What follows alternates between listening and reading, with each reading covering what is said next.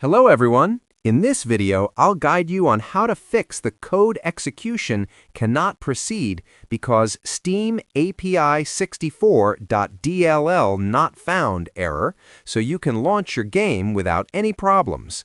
First, do not download the missing DLL file from random websites because that can cause security risks.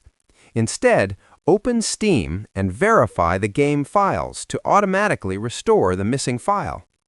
Next, make sure your antivirus has not quarantined the file, so check its quarantine section and restore it if needed.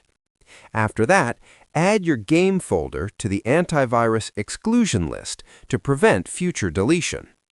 You should also reinstall the game if the file is still missing, as this ensures all required files are properly installed. Another helpful step is to update your Windows system and install the latest Visual C++ redistributables. Also, run Steam and the game as administrator to avoid permission issues. Finally, restart your PC and launch the game again, and the error should be fixed. Subscribe the channel for more videos.